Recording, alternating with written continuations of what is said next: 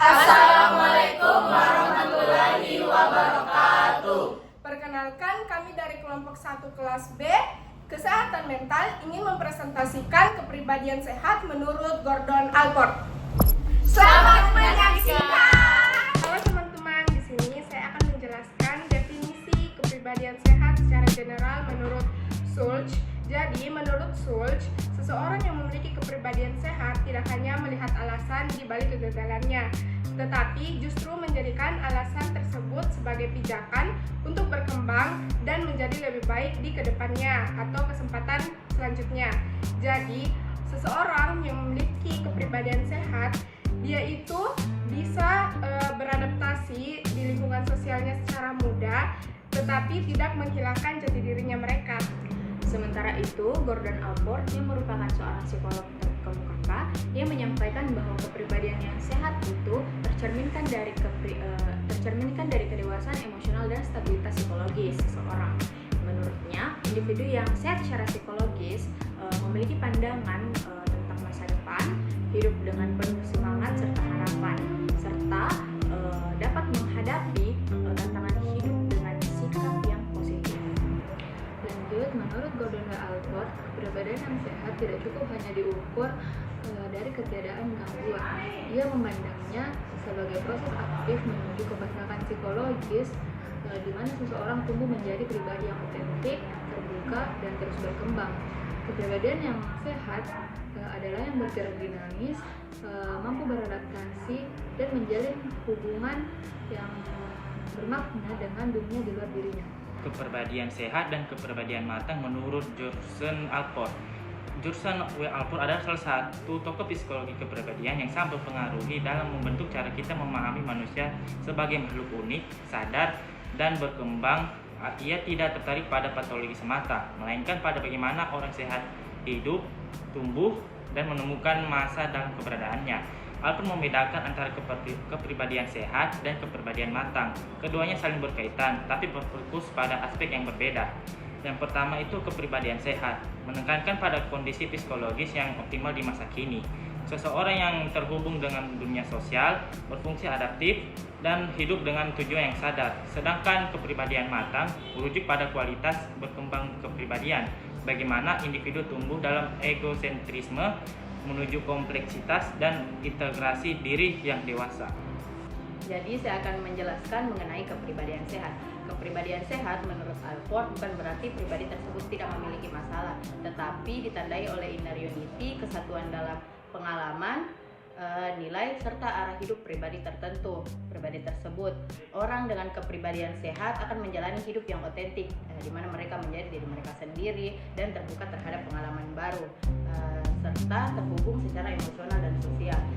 Adapun beberapa karakteristik dari kepribadian sehat yang akan dijelaskan oleh saya dan teman saya. Yang pertama ada self-acceptance, di mana pribadi tersebut, diri orang tersebut menerima kelebihan maupun kekurangan mereka secara terbuka. Selanjutnya ada interpersonal connection, di mana pribadi tersebut bisa membangun hubungan yang tulus dan penuh empati. Jadi kepribadian yang selanjutnya itu merupakan purpose and direction. Purpose and direction di sini maksudnya individu itu harus memiliki tujuan di dalam hidupnya, bukan hanya mengikuti arus kehidupan. Jadi di dalam hidup itu kita harus memiliki goal setting, baik di masa sekarang atau di masa yang akan datang. Dan karakteristik yang selanjutnya itu dan terakhir merupakan functional autonomy.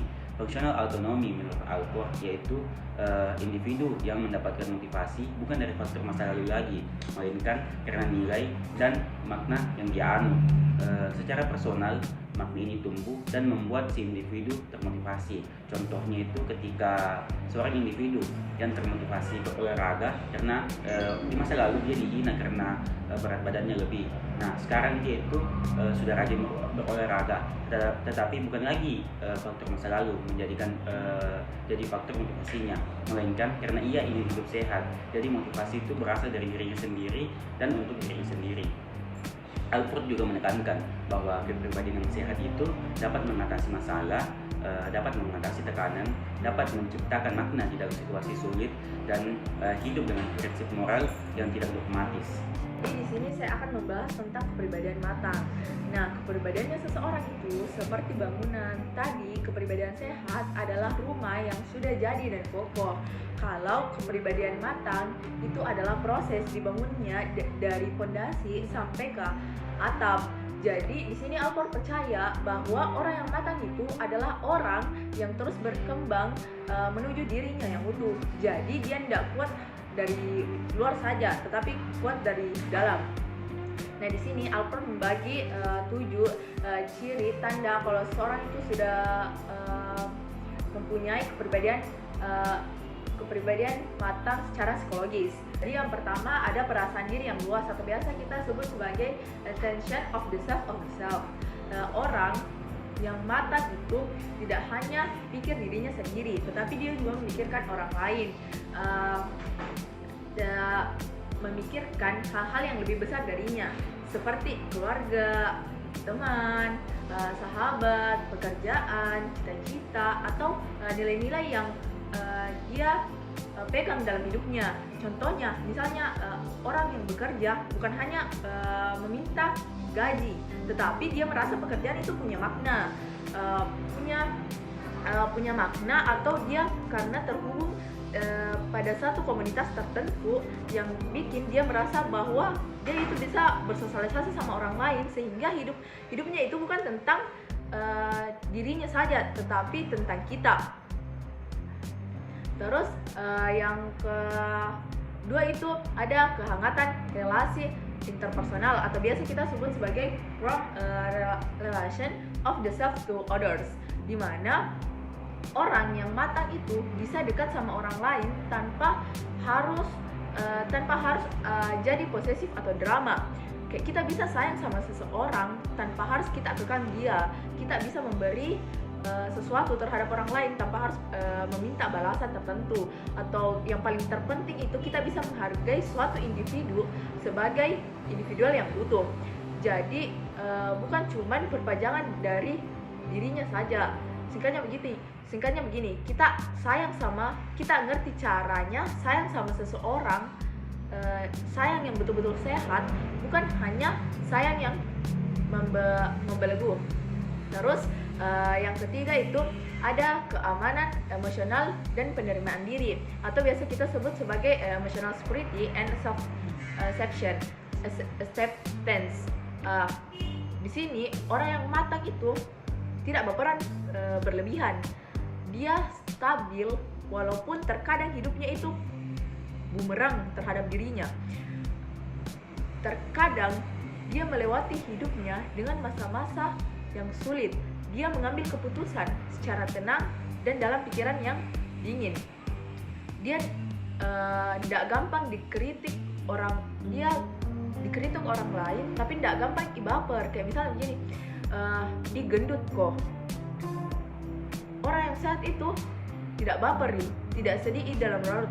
Masa sih gendut kak? Masa sih kayak badanku begini-begini?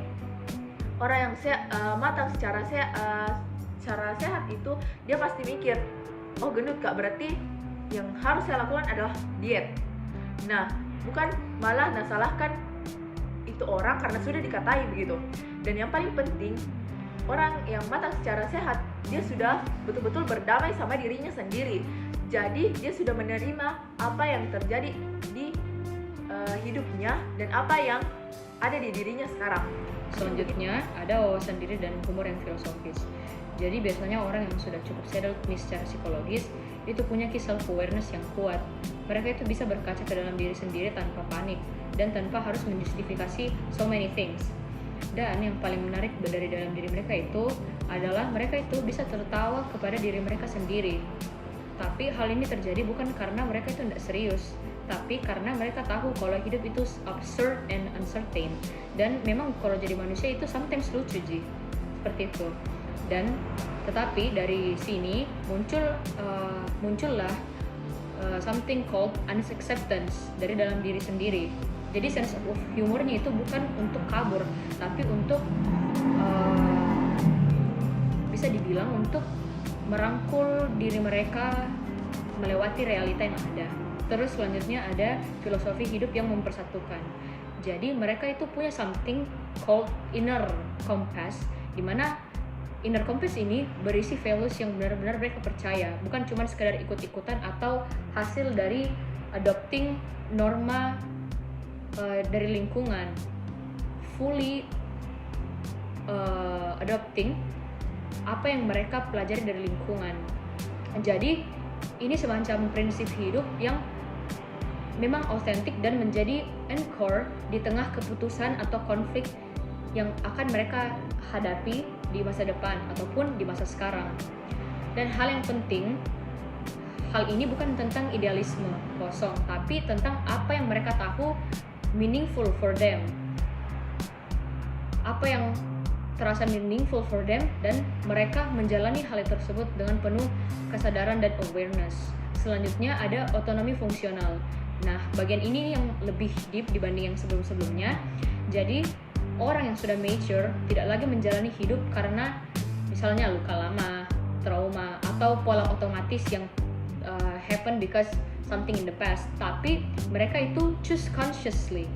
Mereka memilih secara sadar. Jadi motivasi mereka itu sudah evolve menjadi sesuatu yang fully milik mereka sendiri. Jadi itu authentic, stabil, dan tidak tergantung sama tekanan dari luar. Hidup mereka itu tidak reaktif, tapi aktif. Seperti itu. Dan yang terakhir ada persepsi realistik dan problem solving. Yang satu ini itu underrated, tapi sebenarnya essential. Mereka bisa melihat dunia apa adanya tanpa filter drama dan tanpa denial. Dan ketika mereka dihadapkan dengan masalah, mereka tidak bisa langsung kalang kabut. Mereka bisa break it down, berpikir lebih realistis, dan mengambil keputusan yang lebih grounded. Dan bukan choose keputusan impulsively. Jadi ada clarity yang datang bukan dari ketenangan yang fake, tapi integritas pribadi mereka. Oke, jadi kita masuk dalam kesimpulan. Jadi kesimpulan yang bisa kami tarik dalam presentasi kami kali ini yaitu kepribadian sehat dan kepribadian matang adalah dua sisi dari proses menjadi manusia yang utuh. Yang satu menggambarkan kondisi aktual yang optimal, yang lain menunjukkan bagaimana kondisi itu dicapai. Nah, orang yang sehat secara psikologis bukanlah yang selalu positif, tetapi yang paham siapa dirinya, kemana ia ingin pergi, dan tetap terhubung dengan orang lain dalam keaslian dan cinta yang jujur. Dan ini dia beberapa referensi buku yang kami gunakan dalam tugas kali ini. Itulah presentasi dari kami. Terima kasih telah menyaksikan.